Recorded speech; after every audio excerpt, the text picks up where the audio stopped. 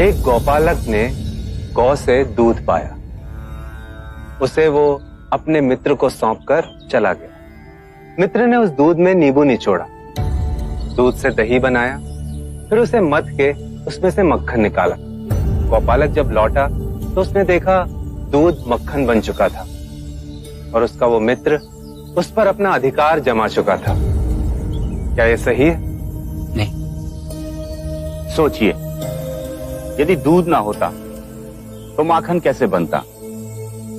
जिनकी करुणा और ज्ञान दूध के समान है सभी के लिए, उस मुनि बुद्ध ने कभी भी किसी वस्तु पर अपना अधिकार नहीं जमाया, बल्कि प्रेम और विश्वास से सब कुछ दिया मित्र को।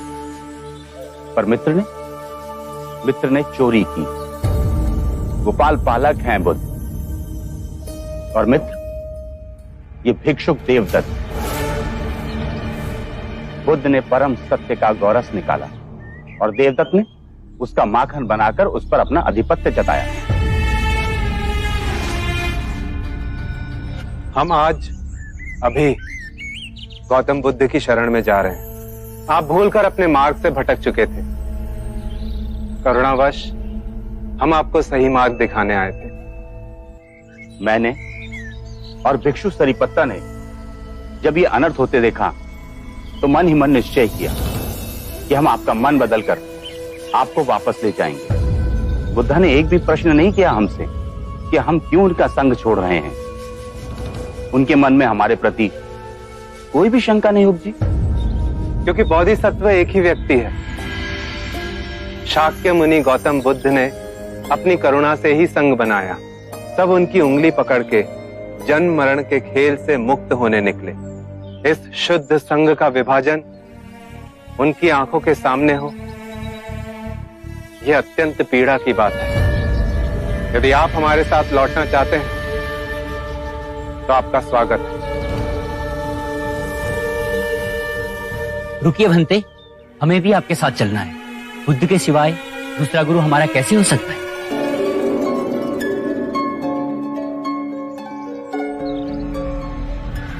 अरे ये सब कहाँ जा रहे हैं? कहाँ जा रहे हो? कहाँ जा रहे हो सब? हम बुद्ध की शरण में जा रहे हैं। उन्होंने हमारे आंखों की पट्टी खोली है, हमें सही मार्ग दिखाया है। हम जा रहे हैं। पाखंडी, धूर्त, देवदत्त के साथ इतना बड़ा विश्वासघात। और जो विश्वासघात भिक्षु देवदत्त ने गौतम के साथ किया। हमें आज्ञा दें भंते। नहीं नहीं, आप लोग नहीं जा सकते। जिसे स्वयं अपने क्रोध पर वश नहीं है, वह हमें ज्ञान का मार्ग कैसे दिखा सकता है? मैं भी जा रहा हूँ। हम लोग भी जा रहे हैं। नहीं मत जाओ। रुकिए, आप लोग नहीं जा सकते। रुकिए।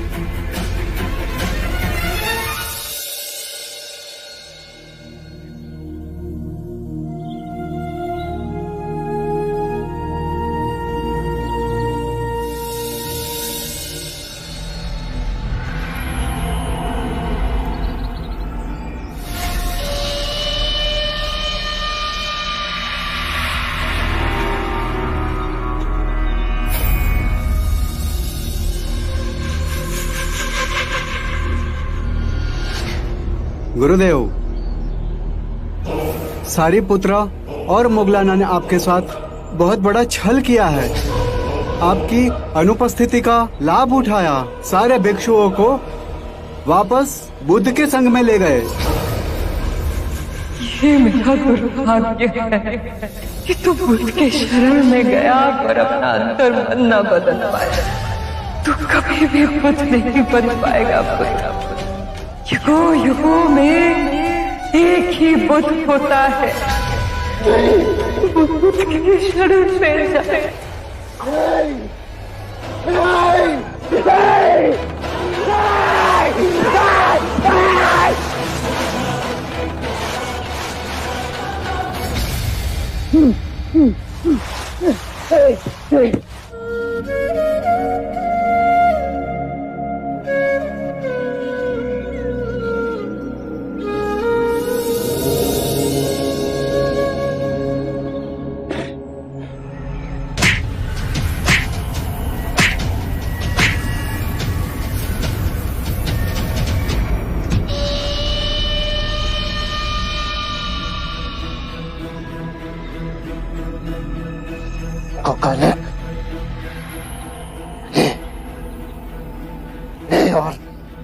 मार मुझे, मार। मुझ जैसे सब कुछ जीत कर हारने वाले को दंड मिलना चाहिए। नहीं गुरुदेव। मार मुझे, मार मार, जोर से मार, इतनी जोर से कि मेरे शरीर से रक्त बहने लगे। हमें क्षमा करें, हमें बचा लें प्रभु। स्वयं आपके सिवाय कोई किसी को नहीं बचाता, कोई किसी को बचा भी नहीं सकता, किसी में क्षमता नहीं। इस मार्ग पर आप सबको स्वयं अकेले ही चलना होगा। हम चलेंगे बुद्ध। मैंने जो रक्त मिला, जितना रक्त मेरे शरीर से बहेगा, मेरी शोध की अग्नि उतनी प्रबल होगी। हम घर का रास्ता भूल गए थे बुद्ध, अब हम अपने घर आ गए।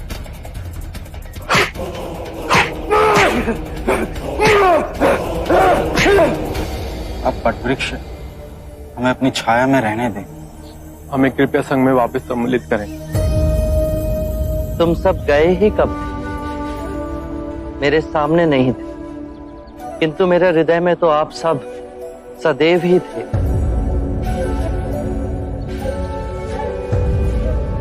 भटके हुए को मार्ग पे लाने आप दोनों निकले थे। इस मार्ग पर आपको कोई क्षति पहुंचती, उस बात की चिंता थी मुझे।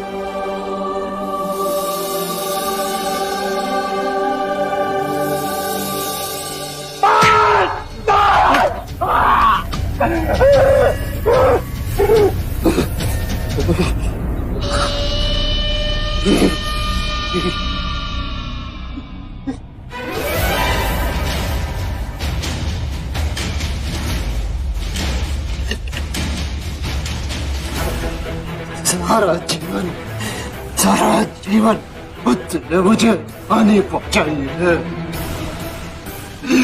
मेरा सब कुछ समाप्त कर दिया। मेरा आश्रम, संग, सब कुछ टूट।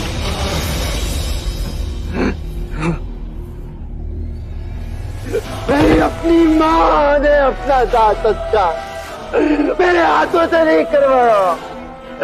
सर्वनाश किया है बुद्ध तुमने, सर्वनाश, सर्वनाश किया है।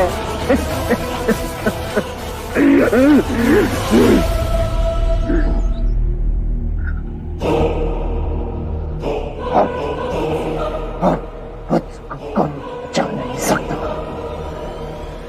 उसे मैं अपने हाथों से मारूंगा।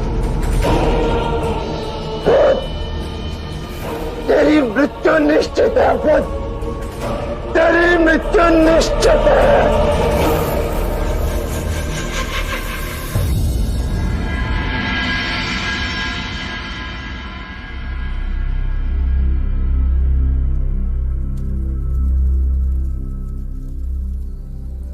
प्रेम का नाम मत लो, तुम्हारे मुंह से ये शब्द अच्छा नहीं लगता। तुमने मेरी शांति छीन ली है, मुझे अपने पापों का भागीदार बना दिया है। महाराज, कोई यदु आपसे भेंट करने का आग्रह कर रहे हैं। भेज दो उसे। जी।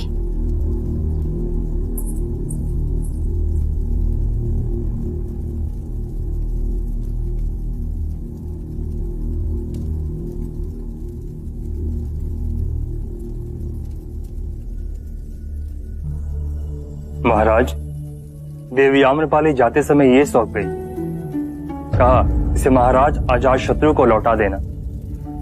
मेरा ही तिरस्कार नहीं किया अमरंत,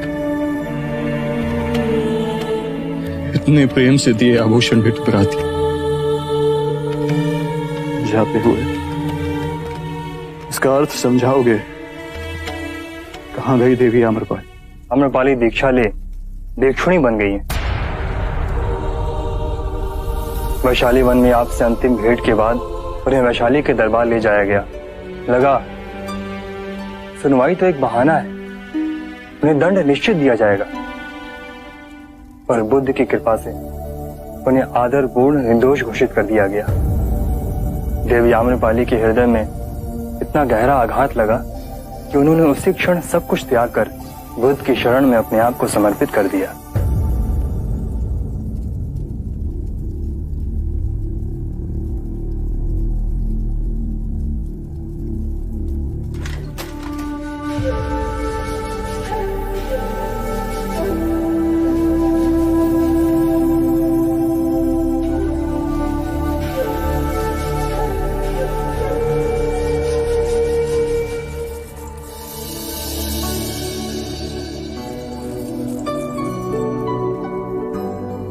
ये हमारे प्रेम की निशानी है। मैं इस उपहार को सदैव ही अपने पास रखूंगी।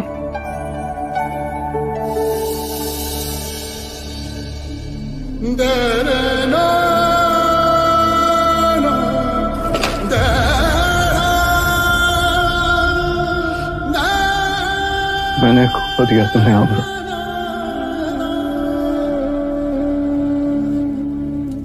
मेरे दिल को सुना कर कहां लुप्त हो गई तू। इतना प्रेम किया तुमने आमरा,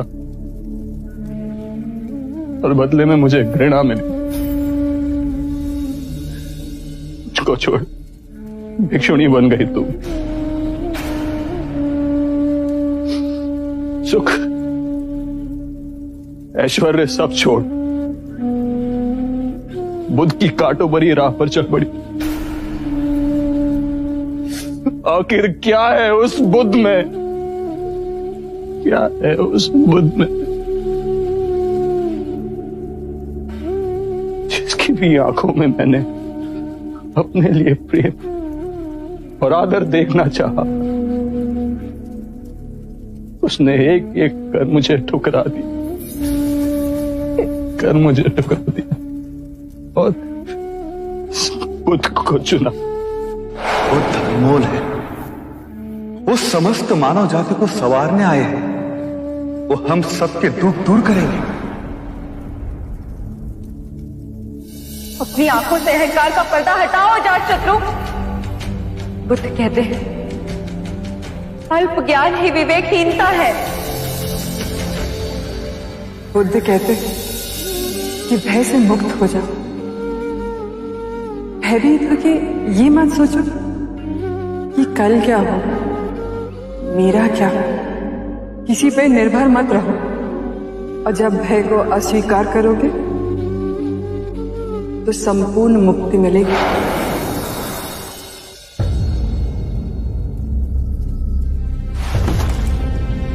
माता, पिता, प्रेमिका सब बुद्ध की शरण में गए। ऐसी कौन सी शक्ति है उनमें जो बिन लड़े ही सब पर विजय प्राप्त कर गए।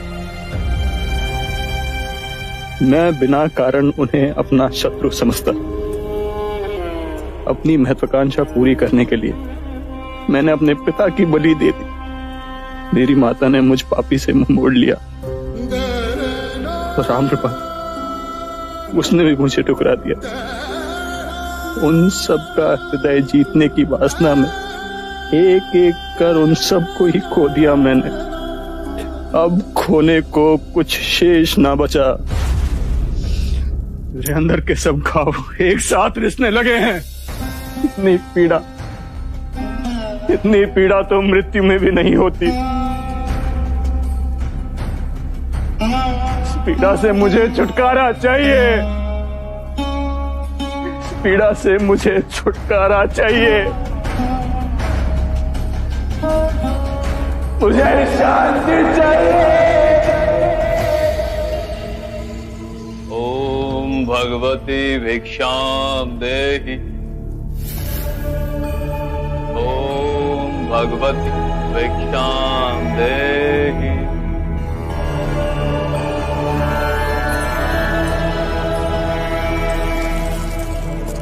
हमें इतने की लालसा नहीं, कृपया आधा वापस लें।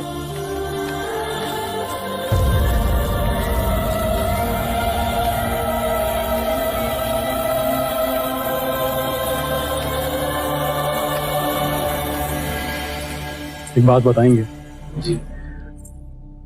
मैंने महाराज देखे, परम ज्ञानी पंडित देखे, किंतु सदैव उनके मुख पर तनाव और चिंता का भाव देखा। किंतु आप भिक्षुगण सदैव इतने प्रसन्न और शांत कैसे रहते हैं? जिसने अपने आने वाले कल की चिंता छोड़ दी, उसने अपने बीते हुए कल का भार भी खो दिया। मैं चलूं? नहीं, अभी भी आपका भिक्षा का पात्र खाली है।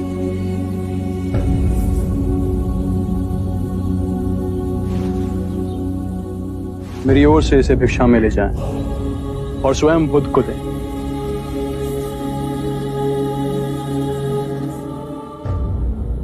महाराज अजातशत्रु ने कहा है कि उनकी ओर से यह भिक्षा केवल आपको सौंपी जाए।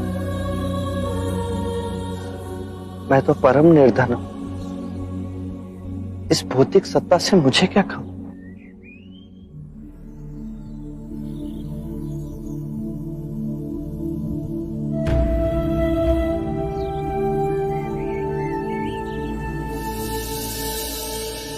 चलो आनंद, शुभ है अजातशत्रु। तो फिर आपके चरणों में आया क्यों नहीं? उसका अहंकार उसे यहाँ नहीं आने देगा। और आपकी करुणा आपको उस पापी के पास स्वयं लेके जाएगी। क्या ऐसा व्यक्ति आनंद के मार्ग पे चल सकता है? अवश्य चल सकता है। आनंद का कोई मार्ग नहीं होता, आनंद स्वयं एक मार्ग है।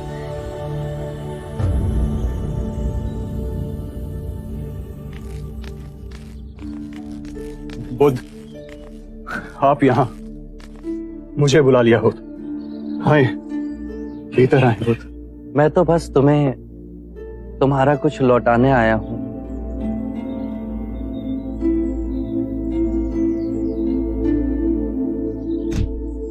नहीं बुद्ध, मुझे ये नहीं चाहिए। इस मुकुट की वासना ने मुझसे कितने पाप कराए, ये मेरा अंतर्मन ही जानता है। मैंने कभी अपने मन की नहीं सुनी। जीवन भर मैं उसे निर्दयता से कुचलता आया हूं, किंतु आज मेरे भीतर मेरे मन ने विद्रोह कर दिया। मुझे शांति चाहिए, अन्यथा मैं पागल हो जाऊंगा बुद्ध। शांति तुम्हारे अंतर में ही है, उसे बाहर मत खोजो। मैं क्या करूं? क्या करूं मैं? एक घायल श्वान की तरह अपने रिश्ते हुए घाव को चाटूं मैं? स्थिर हो जाओ, तुम राजा हो। यदि धर्म से राज्य करोगे तो अपने अंदर सुख और शांति का आधा साम्राज्य पाओगे और वही उपहार अपनी प्रजा को दोगे। बुद्ध, मैं भीतर से खंडित हो रहा हूं, मेरे तार तार छिन्न भिन्न हो रहे हैं। तुम्हें संगीत में रुचि है?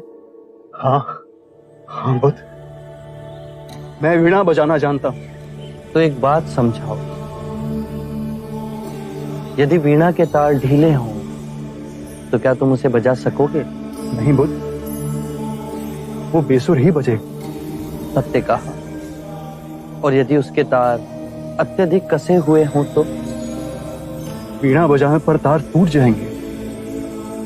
अर्थात तार वैसे कसे हों, ना तो वो अत्यधिक ढीले हों ना अत्यधिक कसे हुए। यदि तारों के बीच सामंजस्य हो तो ही संगीत उभरेगा, है ना? सत्य कहा आपने। अभी तुम्हारे तार कसे हुए हैं अजातशत्रु, चेष्टा करोगे तो वो टूट जाएंगे।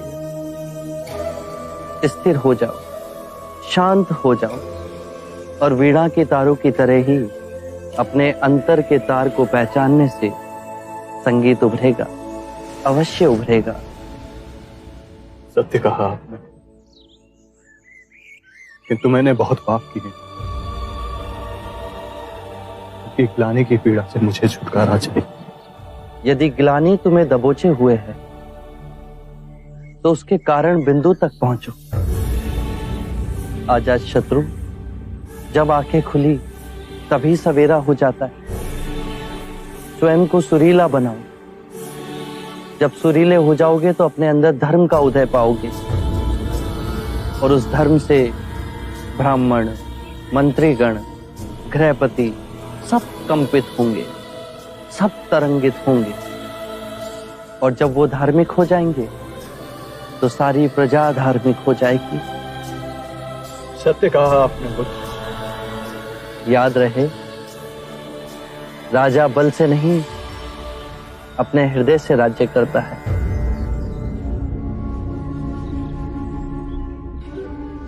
मैं आपकी कही हर बात का स्मरण करूंगा बुद्ध। मैं पापी, अपने पिता का संहार करने वाला, उस अंधकार मोड़ को छोड़ आपके सूर्य समान प्रकाश में धार्मिक बनूंगा। कृपया कर मुझे अपना अनुयायी बनाए। कुपात्र ही सही।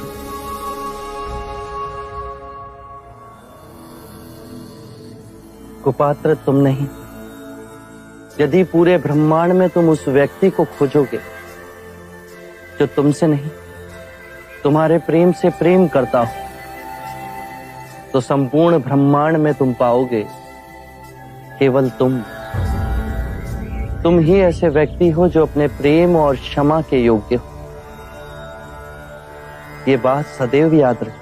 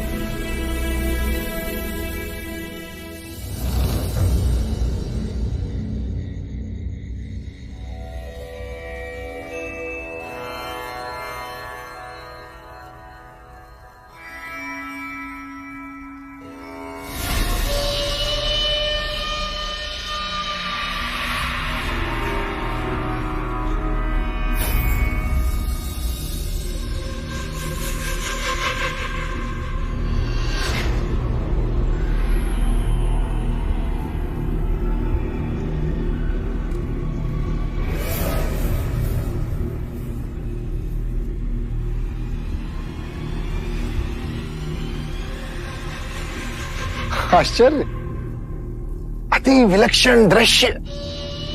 जो अजात शत्रु सदैव रंग भवन में रहा करता था, वो आज ध्यान में बैठा। अद्भुत। ध्यान से मैं अभी बहुत दूर हूं। मन को शांत करने का प्रयास कर रहा हूं। तो शांति मिली? मिलेगी कैसे, जब शांति को भंग करने वाला अब तक जीवित है, तो मन तो अशांत रहेगा ही। तुम्हारा आशय बुद्ध की ओर है, तो और कौन हो सकता है? इस बार मैंने ऐसा बेजोड़ उपाय निकाला है, तुम मुझे अपनी सेना दे दो, फिर देखो क्या करोगे तुम। इस बार केवल बुद्ध नहीं, अभी तो उसका समूचा संग समाप्त कर दिया जाएगा। तुम्हारी सेना के सामने वो। मेरी सेना तुम्हें कभी नहीं मिलेगी देवदत्त। क्या? और एक बात ध्यान रहे, तुमने या किसी और ने बुद्ध को या उनके संग को कोई भी क्षति पहुंचाने की कोशिश की तो वो मेरा शत्रु बनेगा। हाँ, अब समझा। भोगी जोगी का वेश पहन रहा है। हाँ, तुम्हारे इस परिवर्तन के पीछे भी बुद्ध की ही चालाकी है। चालाक तो तुम रहे देवदत्त, बुद्ध तो हमारी सोच के बहुत ऊपर है। जीवन भर मैंने आंखों पर पट्टी बांध पाप पर पाप किए, और अंततः जब मेरे पापों का घड़ा भरा तो मेरे मन में मुक्ति की आकांक्षा उठी। बुद्ध ने मुझे केवल क्षमा ही नहीं किया, अपितु वो मार्ग भी दिखाया जिस पर चल मैं स्वयं को क्षमा कर सकूं और अपने बाकी जीवन में धर्म का अनुसरण कर सकूं। ढोंगी है वो। बोधिसत्व को पाए बुद्ध एक अनमोल रत्न है। इतिहास की चक्की निरंतर चल हम सबको पीस देती है। हम मिट जाएंगे, हमारा नाम दुनिया के इतिहास में लुप्त हो जाएगा, पर बुद्ध की चेतना वो हमेशा इस संसार को रोशनी देती रहेगी। जब जागे तभी सवेरा। मैं बुद्ध के चरणों में बैठ उनका न्याय बनूंगा। विश्वासघाती हो तुम। मित्रता के नाम पे तुमने केवल ठगा है मुझे अजातशत्रु। आज दूसरी बार मैंने तुमसे सहायता के लिए हाथ मांगा और तुमने उसे ठुकरा दिया। याद रहे, ये बात मैं कभी नहीं भूलूंगा। और जिस बुद्ध की सराहना तुम कर रहे हो ना अजातशत्रु, याद रखना, एक दिन वही बुद्ध तुम्हारे हाथ में कटोरा थमा के तुमसे भीख मंगवाएगा। मैं भिखारी बनने को भी तैयार हूं देवदत्त। ठीक है, यही ठीक है। फिर बनो तुम भिखारी। पर याद रहे, देवदत्त नाम है मेरा, देवदत्त। और देवदत्त ने अपने प्रयासों से अद्भुत शक्तियों को अर्जित किया है जो तुम्हारे बुद्ध से निपटने के लिए पर्याप्त है। देवदत्त, स्मरण रहे, कुछ भी कर लो, बुद्ध का बाल भी बांका ना कर सकोगे।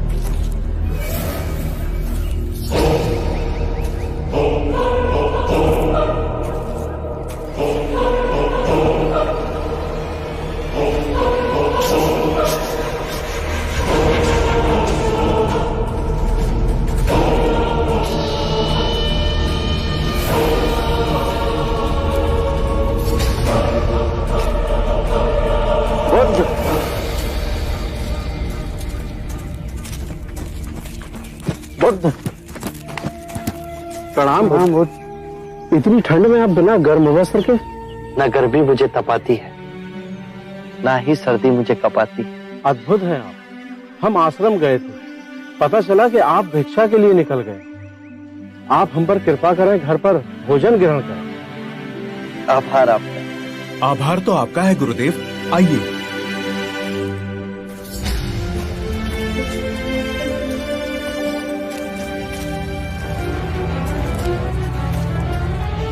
स्मरण रहे, कुछ भी कर लो, बुद्ध का बाल भी बांका ना कर सकोगे।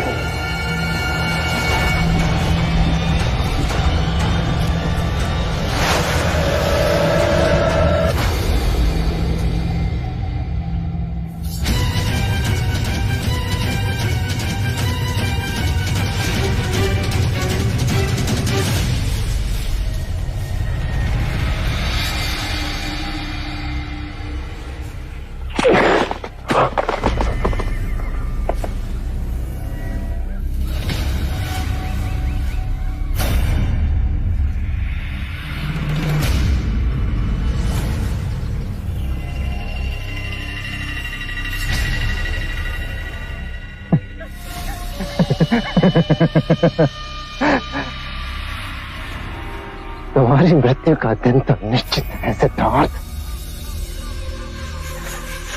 शायद मेरी कटार से तुम्हारी मृत्यु नहीं लिखी है। तो देखो, स्वयं प्रकृति ने मुझे इंगित कर दिया है। के संसार से हमारी विदाई कैसे होगी?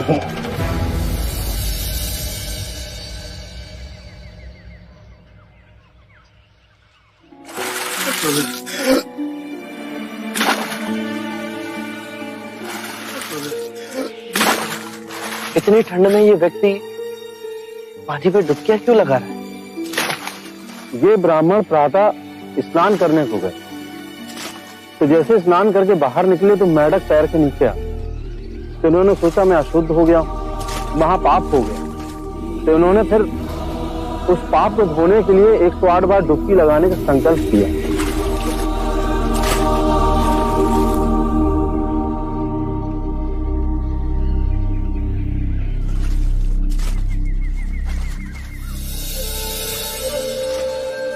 सुनिए, आप ठंड से कांप रहे हैं।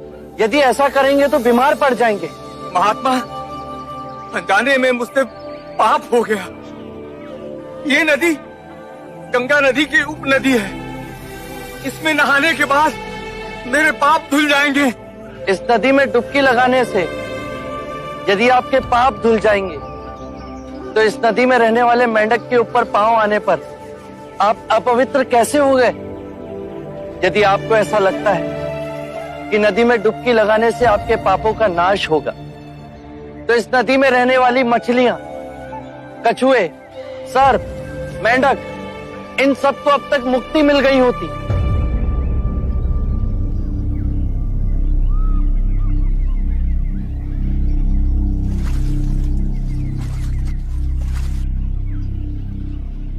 बात तो सत्य कह रहे हैं महानुभाव। नदी में डुबकी लगाने से पापों का नाश नहीं होता।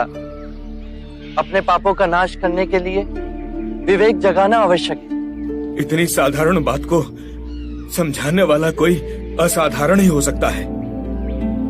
महात्मन, कब से बनाए हुए रास्ते पर अंधे पशु की तरह चल रहे थे। आपने हमारी आंखें खोल दी। हर वो बात जो लिखी गई, जो हमें सिखाई जाती है, जो असंख्य वर्षों से दोहराई जा रही है, उसमें संदेह करना। अपो दीपो भवे, अपना दीपक स्वयं बनो।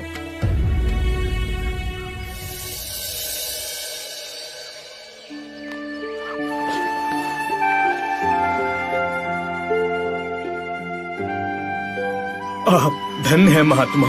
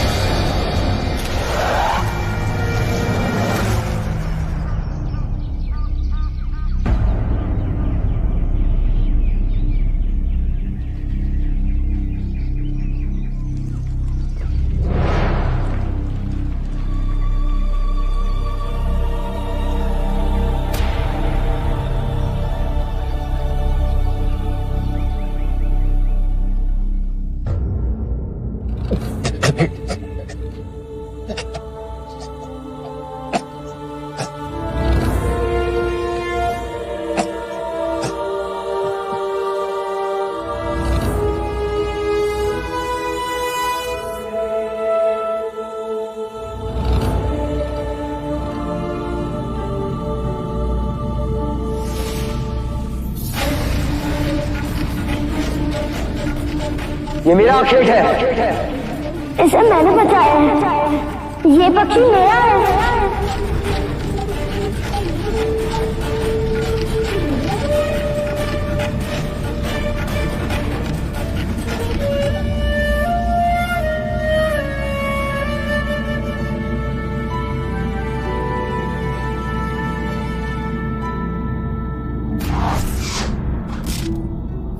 अब ज्येष्ठा को सर्वश्रेष्ठ घोषित कर दें।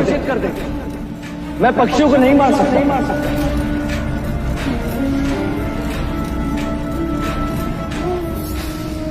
यशोधरा, ये तुम्हारे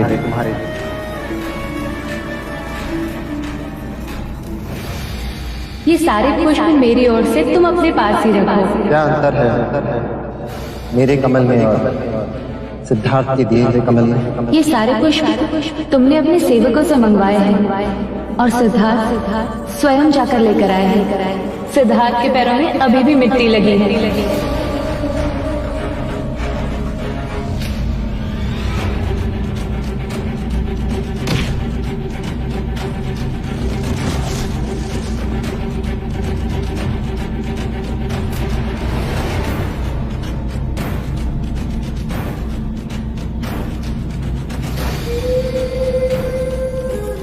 तो आप मेरे ये संशोधन स्वीकार नहीं करें। मां, तेरे देव ने अपना स्वयं का संग खड़ा कर। उसने सब कुछ त्याग दिया। इतनी याद ना सही, इतनी तपस्या की, तब कहीं जाके सिद्धार्थ बुद्ध बना। युगों में एक ही बुद्ध होता है।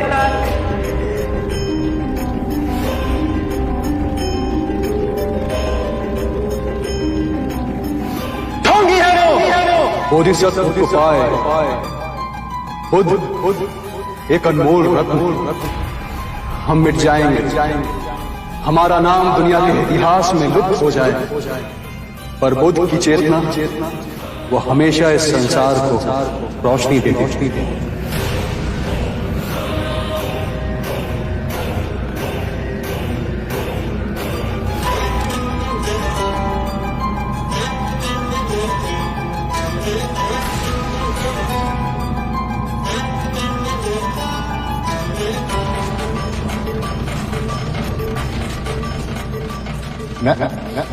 क्रोध नहीं करना। क्रोध करना अपनी हथेली पर गर्म कोयले को रखने के समान है, जो हम किसी दूसरे पर फेंकना चाहते हैं, पर इस क्रिया में हम स्वयं को ही हानि पहुंचा रहे हैं। आपसे क्षमा मांगने योग्य भी नहीं हूं मैं। शांति से जाओ देवता। बहुत आपको बहुत क्षति पहुंचाई है मैंने। बहुत। मुझे तो कुछ भी स्मरण नहीं।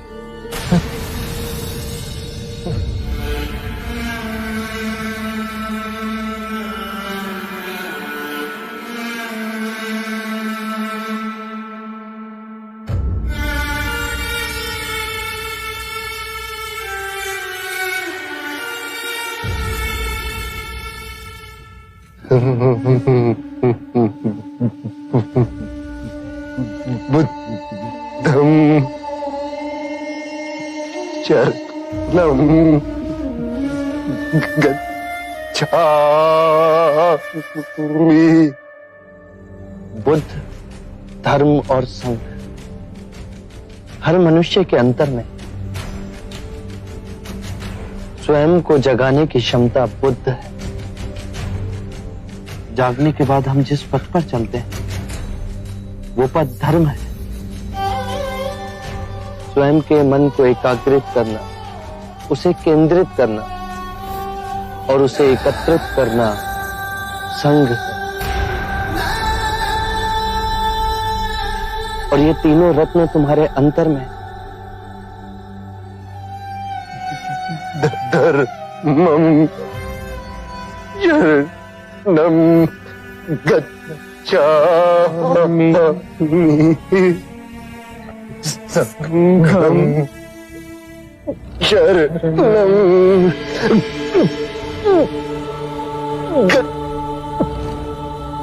गच्छामि।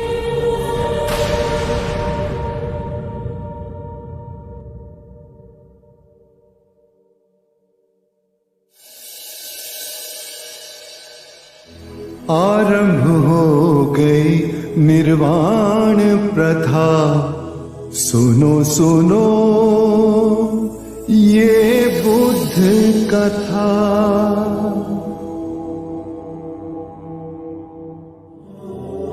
धर्म और संघ हम सबके अंतर में है, जागने की क्षमता